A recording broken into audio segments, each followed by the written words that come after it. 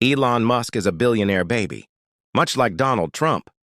He is a little petulant child who gets his little fifi hurt and then makes us all deal with the consequences. And it's when he is rightfully called out that he gets the most upset. I don't know if it's because maybe, deep down inside, he knows what a broken person he is. Or maybe it's just because he's a big whiner and complainer like everyone else in MAGA. But when Elon Musk was absolutely crushed by comedian Bill Burr, who has just been ripping into billionaires lately, and I've been loving it, he had a different reaction than usual.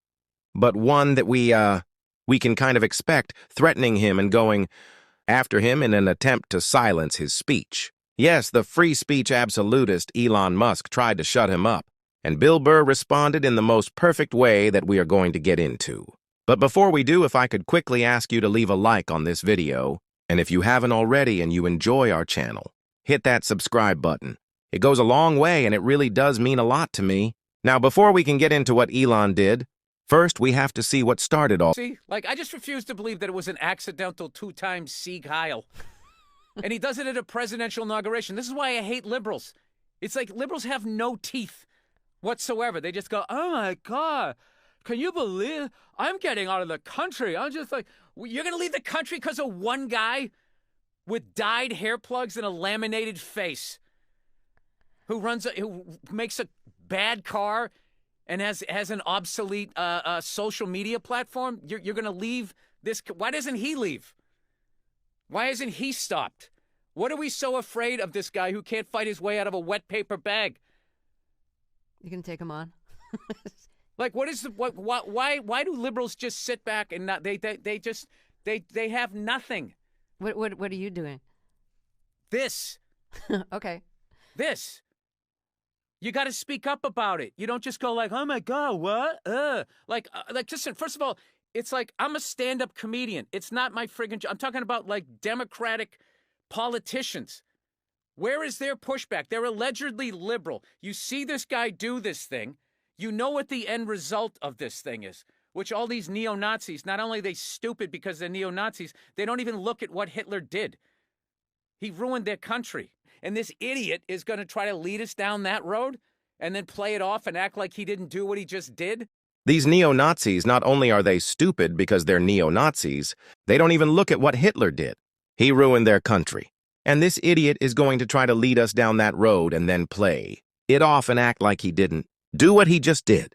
First off, incredible call-outs from Bill Burr. Absolutely love it.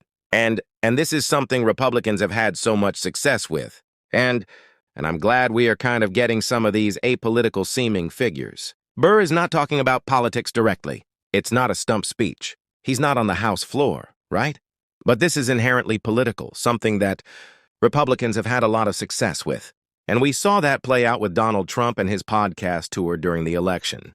Talking to folks at Barstool, or Neil, or Logan and Jake Paul.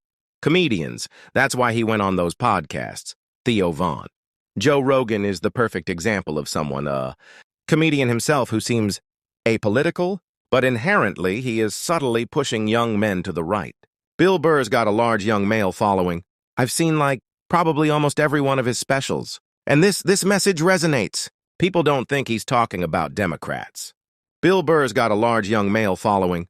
I've seen, like, probably almost every one of his specials. And this message resonates. People don't think he's talking about Democrats. People don't think he's talking about anything specific. He's just pushing a message that is right, true. And, Elon's not a fan of it, but what a shock that is. And so, as you'd expect, the biggest billionaire baby responded. As we can see right here, Bill Burr says Twitter flagged his account after he mocked Elon Musk. Heart-sending gesture.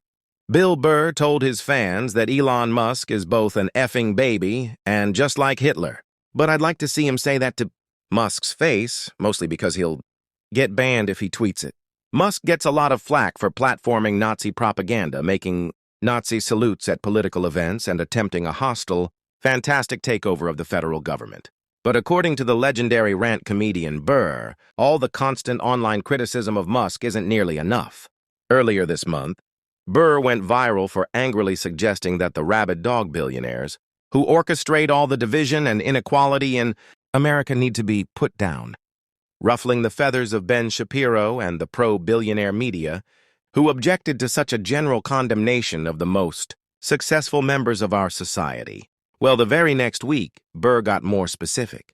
After doing so, Burr roasted Musk and the half-hearted excuses. Musk supporters made for what was unmistakably a Nazi salute. Burr says that an angry Elon Musk then struck back in the only way he knows how.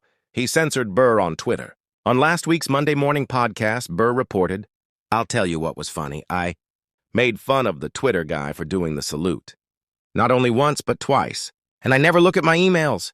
But I was scrolling through my emails, and it said my Twitter account had been flagged. I didn't even tweet anymore," Burr said of his non-presence on Musk's platform, saying of the Twitter guy, "What a baby. Just like Hitler, a baby. That's your free speech absolutist?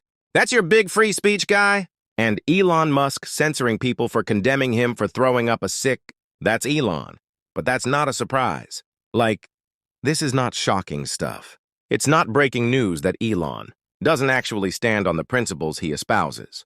Like, that's the whole point of the MAGA movement. You say a bunch of BS and you go against it immediately, and then use your big media apparatus to cover it up. That's the rinse and repeat. That's what they do. That's the cycle over and over and over again. Why? That's what we're expecting from them all the time. But that's also what we have to call out. And I talked about Rogan a little bit earlier. We saw Elon go on Joe Rogan's podcast and talk about his new favorite, Target Social Security, a Ponzi scheme, he claims. And we saw a great call out of that from a Democrat right here. And so this is a bipartisan effort, like the chairman mentioned. We do want to get at waste, fraud, and abuse. But I do think dispelling myths, dispelling fact from fiction is important. And I want to drill down real quickly first on what my colleague from Florida, Mr. Frost, said. And I'm going to be even more direct because I think it's important. We'll just go down the line. So you gave an answer on whether Social Security is a Ponzi scheme. The answer is no, right? It's not a Ponzi scheme. We have not reported that it's a Ponzi scheme. Right, so it's not a Ponzi scheme. I'm not aware that it's a Ponzi scheme. Okay. Agreed. Okay, so Mr. Musk is wrong. No one's going to get fired for saying it, right? He's wrong. You can say it. It's not a Ponzi scheme. I'll say it for you. It's not a Ponzi scheme. It's not a Ponzi. Okay, he's wrong. I know we're afraid to say it. And see, that's part of the problem. We're afraid to say that Elon Musk is wrong. That's what Mr. Frost was talking about when he says he hears crickets from my colleagues. We hear crickets from the witnesses because everyone is afraid when Elon says something, if it's patently false, we're afraid to say it's false. All right, let's talk about something else. The IG is getting fired. You support the IG is getting fired? I mean, I got to imagine if you're interested in getting rid of fraud, waste, and abuse, they're the people trying to get rid of fraud, waste, and abuse. So they got fired from Agriculture, Interior, HUD, Department of Defense, the EPA, the State Department, HHS, Veterans Affairs, Labor, Transportation. You support that? In the mission of getting rid of fraud and waste and abuse? The Inspector General Committee is critical. There are certainly no, I get administration that, but you have no rid of opinion whether that was good or bad. Again, we won't say Elon's wrong. I know you won't go there, but was that the right decision? You did lose institutional knowledge. Certainly, administration has a right to change to the Inspector General. There are reporting mechanisms let me make it that easier. weren't So necessarily followed. Let's use numbers. Let's use data. So like 51-49, 51 bad idea. Right, that was a bad idea.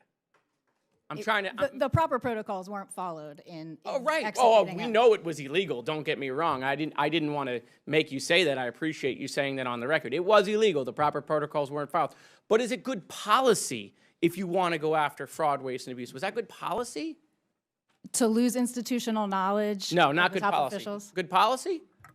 I don't think it improves the ability to fight fraud, waste, and Okay, abuse. not good policy. Not good policy. Okay, right. And if you're telling the American people that this is a focus of your administration, and then you go fire all of the AGs, that doesn't seem to compute. Okay, lastly, did fraud and improper payments start with Joe Biden? In his administration, was that the first time the government has experienced that? That is not the first time that No. fraud was reported. First time? No. First time? No. So we got to depoliticize this stuff because all we're hearing is what happened in the last 4 years. In 2017, $140 billion of improper payments. That's inaccurate? In 2024, we reported 162 billion. No, hold on. payments. In 2017, 140 billion in improper payments. In 2018, $150 billion of improper payments. In 2019, $174 billion of improper payments. And in 2020, $206 billion of improper payments. Those are GAO numbers. So let me just do some math. In the first Trump administration, there were $670 billion of improper payments. I'm not blaming him, but he is blaming Joe Biden, and so is Elon Musk, blaming for the improper payments for what happened in the 4 years of Joe Biden. My point is, Mr. Chairman, if we do want to solve this on a bipartisan basis, then we got to separate fact from fiction. We got to depoliticize it. $670 billion of improper payments and fraud, waste, and abuse in the first Trump administration. Isn't that correct? Correct. Isn't that correct? I don't have any reason to doubt your math, sir. Okay. Isn't that correct? I believe so. Perfect. Thank you, Mr. Chairman. Not a shock that the richest man in the history of the world isn't super psyched about Social Security and would much rather have all the money in the world be put into his pockets. Not a shock. But it might come as a surprise to people on Social Security and people who have been paying into it their whole lives and would like it around for their retirement, who maybe support Donald Trump. So let's make sure that message gets to them. That's what we're doing on the show every single day, and if you want to support that, as always, you can hit that subscribe button, leave a like on this video, and if you stuck around to the end, drop a blue heart in the comments. Until next time, I'll see you soon.